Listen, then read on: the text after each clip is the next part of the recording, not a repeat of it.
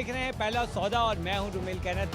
हम आज का जो प्रोग्राम कर रहे हैं वो उस पे कर रहे हैं कि बल्कि क्या कर रहे हैं यही तो आपको पता नहीं चल रहा, क्योंकि इतने अरसे से आप ये देख रहे थे, सुन भी रहे थे कि ऊँटों का क्या काम है। लड़ाई तो दो फरीकैन के दरमियान में, और जो फरीकैन है वो है अपने यहाँ पे कराची इलेक्ट्रिक सप्लाई वाले और साथ ही साथ जो है छोटे ताजरान, इन दोनों की लड़ाई है। और इस लड़ाई के दरमियान में ऊँट क्या काम करते हुए नज़र आ रहे हैं, इसी पे हम बात करेंगे। तो मेरे ख्याल में वक्त ज़ाय किए बगैर जो है हम चलते हैं और छोटे ताजरों से जो है बात करते हैं कि वो इस हवाले से क्या करते हैं, ऊँटों का क्या काम है उनकी लड़ाई के दरमियान में। तो सबसे पहले उन्हीं के पास चलते हैं।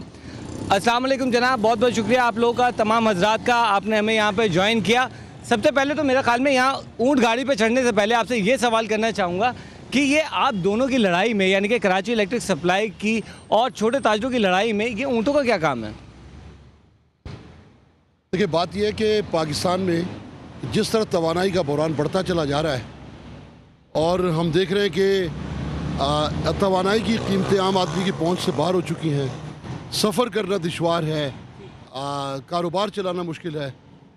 तो अगर यही हुकूमत रही और यही पॉलिसियाँ भी रहीं तो मैं ये समझता हूँ फिर ये जो आज हम आप ये मंज़र पेश कर रहे हैं यही मुस्तकबिल का पाकिस्तान है। तो क्यों आपने ये ऊँट गाड़ी का, क्यों इसमें आपने कोई ख़ास वजह थी कि यार ऊँट गाड़ी पे आप एहतजाज करेंगे, क्या इसका मकसद क्या है?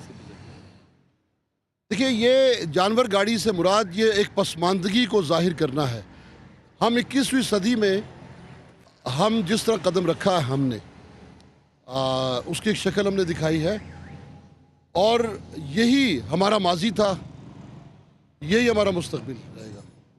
अगर हुक्मरानों ने अगर संजीदगी से काम ना किया और यही हमारी एनर्जी पॉलिसी रही, इसी तरह हमारा मुस्तकबिल इन इदारों के हाथ में रहा जो सिवाय बदउनवानी के, सिवाय करप्शन के, जिनके पास कोई दूसरा कोई इरादा नहीं है। तो अगर इसी तरह ये काम करते रहे और बहरान इसी तरह हमें दरपेश रहे तो मेरा ख्याल है कि ये ऊँट गाड़ियाँ, गधा गाड़ियाँ, बैल गाड़ियाँ, घोड़ा गाड़ियाँ, यही हमारी सवारियाँ होंगी।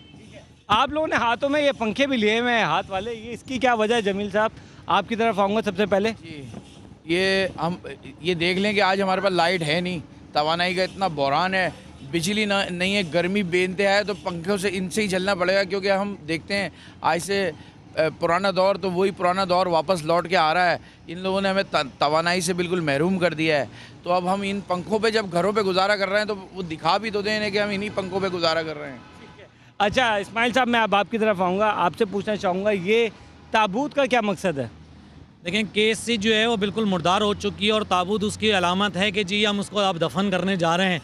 जब से ये प्राइवेट हुआ है इदारा, कराची के अंदर में लाइट का तो इतना बहरान है कि 2 घंटे आती है, फिर 1 घंटा वापस चली जाती है, फिर 2 घंटे आती है। इसी तरह से जो है वो दिन में तकरीबन 8 से 12 घंटे की लोड शेडिंग हो चुकी है रोज़ाना की। ठीक है। अच्छा नाजरीन, हम आपको बताते चलें कि आज का जो हम प्रोग्राम कर रहे हैं वो हमने शुरू भी स्टार्ट में ही आपको बताया कि कराची इलेक्ट्रिक सप्लाई को इन्होंने यहाँ पे एक काम कहा है और ये इन्होंने धमकी दे दी है छोटे ताजरों ने कि वो बिल की अदायगी नहीं करेंगे। साथ ही साथ हुकूमत को जो है 72 घंटे का जो अल्टीमेटम दिया है, जो कि आज शाम को जो है मुकम्मल हो रहा है। आप क्या समझते हैं, आपकी इस धमकी से जो आपने KESC को दी है और साथ ही साथ जो आपने 72 घंटे का अल्टीमेटम दिया है हुकूमत को, इससे कोई फ़ायदा होगा या नहीं होगा? बिल्कुल होगा। देखिए, हम एक तरफा तौर पर यह अजियत क्यों उठाएं? एक इदारा जो रोज़ाना लाखों डॉलर कमाता है और वो मुल्क से बाहर भेज देता है, हम इन चोरों की आद काटने के लिए हमने पहला कदम ये उठाया है। हम इसमें आवाम को भी दावत देते हैं कि वो इनके बिलों की अदायगी बंद कर दें। ये क्या जो जी चाहता है, जितनी शरह से चाहते हैं फ्यूल एडजस्टमेंट चार्जेस लगा देते हैं, जो चाहते हैं रेट लगा लेते हैं और एडवांस रीडिंग बिल ये भिजवाते हैं। क्या हक़ है इन्हें कि ये एवरेज पे बिल भेजें और वो पिछले तमाम महीनों से ज़्यादा एवरेज का हो? तो ये जुल्म है, ये ज़्यादती है। इसके ख़िलाफ़ आवाम को हमने दावत दी है कि वो हमारे साथ शामिल हों और पहले मरहले में बिलों की अदायगी मुकम्मल तौर पर बंद कर दें। ये इदारा अगर इसी तरह मुसल्लत रहा तो चिरागों के सिवा हमारी किस्मतों में रोशनी नहीं होगी। अच्छा, रोशनी नहीं रहेगी। जमील साहब, आपने भी इनकी बात सुनी, अतीक साहब की भी। तो जब ये रोशनी बिल्कुल ही हमारे शहर से गायब हो जाएगी, जिसको एक टाइम में कहा जाता था रोशनियों का शहर, अब अंधेरों का शहर कहा जाता है, बल्कि सिर्फ कराची की क्या बात करनी, पूरे मुल्क में ही अंधेरा है। अभी भी अगर हम देखें तो वज़ीर आज़म साहब का भी बयान आया कि जनाब अभी बिजली की लोड शेडिंग जो है वो ख़त्म नहीं हो सकती। वज़ीर बिजली भी कहते हुए नज़र आ रहे हैं। पहले हमने कहा 3 साल जब ये हुकूमत के शुरू के थे उसमें तो बड़े दावे किए जाते थे कि अगले साल जनाब लोड शेडिंग ख़त्म हो जाएगी, उससे अगले साल हो जाएगी। अब लगता तो नहीं है ऐसा कुछ भी। तो ये रोशनियों का शहर दोबारा से रोशनियाँ इसमें जगमगाएंगी या नहीं? मुझे तो ऐसा लगता है कि अब हमें, जिस तरह पहले हमने देखा कि लालटेनों का, हम जब छोटे छोटे थे तो लालटेनें हमारे यहाँ चलती थी, तो अब वो दोबारा लालटेनों का दौर हमारे यहाँ आ रहा है, क्योंकि अब वो इस्तेमाल भी लालटेन होना शुरू हो गई है। घरों के अंदर रात को लालटेनें और मोमबत्तियों से गुजारा करना पड़ रहा है, और हमारे पास लाइट तो बिल्कुल है ही नहीं। रात को किसी भी लम्हे, किसी भी वक्त, शाम से देख लें आप, लाइटें गायब हो जाती हैं। सारा दिन हम लोग कारोबार पे परेशान रहते हैं, जब घर पे जाते हैं तो वहाँ भी हमें लाइट नहीं मिलती है। तो अब लालटेन और मोमबत्तियों से गुजारा करना पड़ रहा है। तो देख लें कितना रोशन पाकिस्तान दे रहे हैं ये लोगों में। इतना रोशन पाकिस्तान देख रहे हैं। आपसे मैं पूछूंगा इस्माइल साहब, ठीक है, यहाँ पे फिर एक काम ये क्यों ना कर लिया जाए कि बिजली अगर नहीं मिल रही तो लालटेनों की, जिस तरह इन्होंने बात किया, उसी दौर में हम वापस जा रहे हैं, तो बल्कि अच्छा नहीं है कि लालटेनों से हम काम चलाएं, तो बिजली का बिल भी नहीं अदा करना पड़ेगा और आपको सहूलतें भी होंगी। जब जी चाहे आपने लालटेन जलाई, अपना काम किया और ख़त्म। देखिए, लालटेन भी जलती जो है वो फर्नेस ऑयल से है। वो भी इतना महंगा हो गया है कि अब वो लालटेन जलाना भी हमारे लिए बहुत मुश्किल होता चला जा रहा है, क्योंकि ये हुक्मरान तो जो है एयर कंडीशनों में बैठे हुए हैं। ये किस टाइप का वज़ीर आला है जिसको यही नहीं पता कि उसकी रियाया किस हाल के अंदर है। कि आप देखें कि हमें ताजिर हैं, हमें इस वक्त सुबह का टाइम में दुकान खोलनी चाहिए, हम एहतजाज के लिए जो है वो ये आपके सामने मौजूद हैं रोडों पे। तो अब क्या सारे काम अगर हमें करने तो वज़ीर आला तो अपनी कुर्सी छोड़ के अपने गांव में जाके बैठ जाएं। वज़ीर आला का बेटा जो है वो KSC के अंदर मुलाजिम है, इसीलिए जो KSC मनमानी कर रही है कोई पूछने वाला ही नहीं है उनको। वरना दूसरा कोई हो हुक्मरान तो आपकी चीफ एग्जीक्यूटिव, वो आगे उठे बैठे बात करे कि भाई क्या है, क्या मसला है इनका, कोई यहाँ कोई पूछ ही नहीं रहा। तो इतने सारे मसाइल हैं आपके, क्यों नहीं करते? आपका क्या वजह क्या है, क्यों आपकी बात नहीं सुनी जा रही? इसकी कोई ख़ास वजह है, कोई ख़ास लॉजिक है? जैसे इन्होंने तो इल्ज़ाम लगा दिया वज़ीर आला साहब पे, आप किस पे इल्ज़ाम आयद करेंगे? हम एक इश्तिहार शाये करवा रहे हैं कि जिस किसी को पता हो कि हुकूमत कहाँ है वो हमें बताए। हम मसाजिद से भी इसका ऐलान करेंगे कि हुकूमत जहाँ कहीं हो वो हमारी आवाज़ सुने, हमारे पास आ जाए, क्योंकि पूरे मुल्क की आवाम हैरान और परेशान है कि हुक्मरान गए कहाँ। ऐवानों में भी कब्रिस्तान जैसा सन्नाटा है, कोई आवाज़ वहाँ से भी बाहर नहीं आती। तो सबसे पहले तो हम तलाश तो कर ले कि हुकूमत कहाँ है, फिर अपनी विपदा भी सुनाएंगे, फिर अपनी फरियाद भी सुनाएंगे, फिर अपनी मुश्किलात भी फिर मुश्किलात बताएंगे। तो फिर इसका मतलब है फिर इस एहतजाज का भी कोई फ़ायदा नहीं है, जब आप कह रहे हैं हुकूमत कहीं है ही नहीं, उसकी रेट कहीं है ही नहीं, वो सुनने ही नहीं चाहती आवाम की मुश्किलात के बारे में, कुछ काम नहीं करना चाहती। ये एहतजाज भी हुक्मरानों को ढूंढने निकले हैं, हम ढूंढने निकले कहीं सरे राह मिल जाए। लेकिन जनाब वो तो इतनी महंगी गाड़ियों में फिर रहे होते हैं, मर्सिडीज के अंदर वो घूम रहे होते हैं, तो ऊँट गाड़ी से अगर आप उनका पीछा भी करेंगे तो कैसे मुमकिन है कि उन तक पहुँचेंगे आप?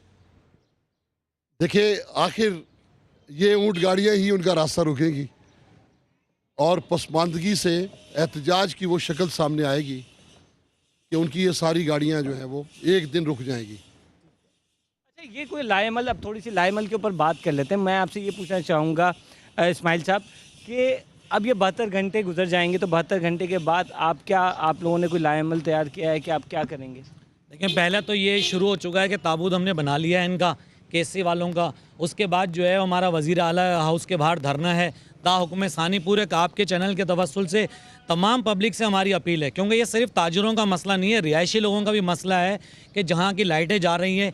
देखें, ये किस टाइप का बिज़नेस है, प्राइवेट इदारा है ना KSC, जैसे हम दुकानदार हैं, अगर मैं कोई चीज़ लेता हूँ, ऑर्डर लेता हूँ, तो उसको मैं पूरा करने का मैं ज़िम्मेदार हूँ। KSC ज़िम्मेदार है, हमसे जो पेमेंट ले रही है, ये जो बिल ले रही है, हम उसके बाद कोर्ट में जाएंगे, कंज्यूमर कोर्ट के अंदर में, कि KSC ने हमारे साथ फ्रॉड किया है, क्योंकि वो हमसे बिल पूरा ले रही है, सारी टैक्सेस ले रही है, और हमारी चीज़ जो है कि इलेक्ट्रिसिटी वो हमें नहीं दे रही। अब हम कोर्ट भी जाएंगे और धरना भी देंगे। अच्छा, मैं आपकी तरफ आऊँगा जमील भाई।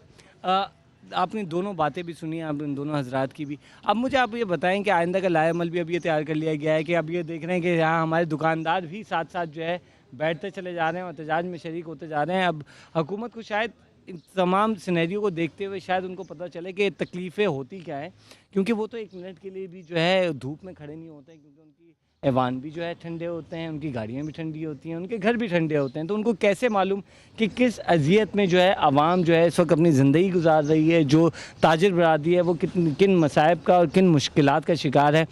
तो अब आपने साफ तौर से ये लगा दिया है कि KESC जो है बिल्कुल मुर्दा हो चुकी है। तो हुकूमत तो इस हवाले से कहती है, और KESC का अगर मैं मौक़िफ़ आपको बताऊं, वो कहते हैं कि जनाब हम तो अभी भी आपको सस्ती बिजली फराहम कर रहे हैं। तो अगर आपको उस रेट पे, जिस रेट पे वाकई बिजली मिलनी चाहिए, आपको उस पर मिल जाए तो वो उस पर आप राज़ी होंगे?